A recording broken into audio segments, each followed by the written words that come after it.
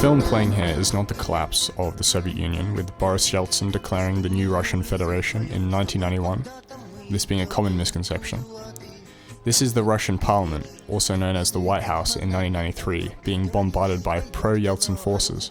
This depicts some of the violent political measures taken during the 1993 Russian constitutional crisis. Beyond the poignant imagery of this type of violence in the center of a European city only 30 years ago, it is also considered by many Russians today as the end of that country's window of democratic opportunity, and the consolidation of a dictatorial presidential regime which would persist till present. Ты говоришь за тебя, там кто-то получил синяк, многозначительно молчу, и дальше мы идем гулять. What is a coup?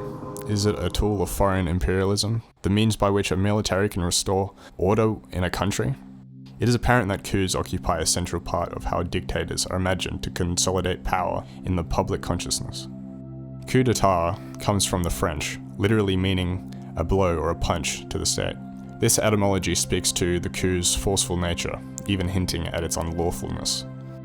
The term gained prominence around the reporting on the 1799 coup of notable French megalomaniac Napoleon, this possibly still being the most famous example of coup d'etat, even more so than the more recent failed coups of 1923 in Weimar Germany and 1991 in the Soviet Union.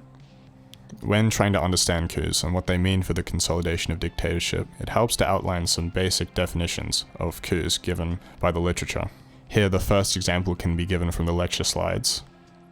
A coup is an overt attempt by the military or other elites within the state apparatus to unseat the sitting head of state using unconstitutional means. With this definition, the idea of the coup is limited to the head of state and constitutional lawfulness. One critique of this definition can be given with the counterexample of figurehead monarchs, as they have maintained during many coups and have, in some cases, indeed been instrumental in legitimizing them. This can be seen in many examples of coups, particularly under Thailand's persistent monarch. Additional definitions can be given here. Aligning action at the top of a government in which violence is the ultimate determinant, even if it is not used.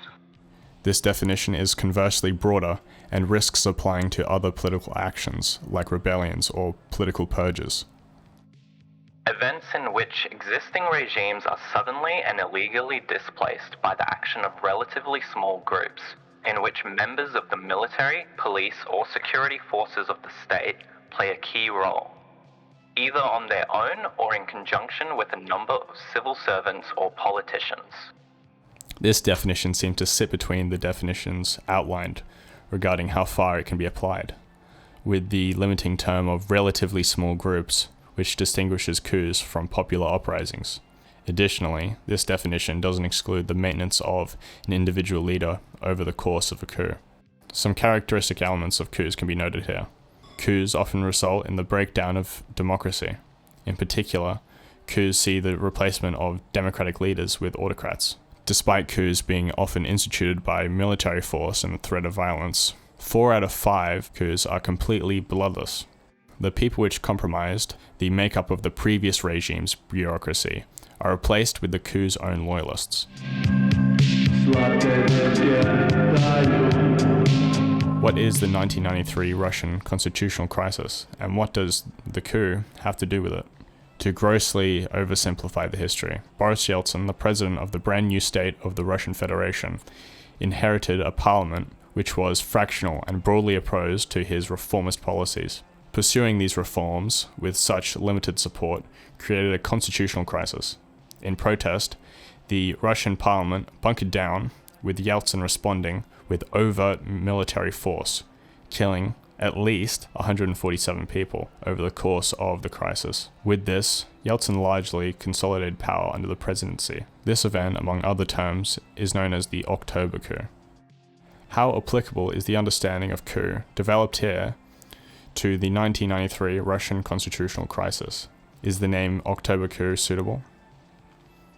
Regarding definitions, I believe 2 of the 3 outlined apply, with the lecture slides definition including the attempted unseating of a head of state, This does not apply as the incumbent head of state was the coup instigator and, of course, did not intend to unseat himself. Finally, links between the elements outlined can be made. The breakdown of democracy can be seen as the outcome of the coup eliminating a large part of meaningful opposition. Furthermore, the establishment of political loyalists to the coup in bureaucratic positions can be observed. It can be seen that the consolidation of power by Boris Yeltsin had far-reaching impacts and speaks to the politically induced turbulence of this time period.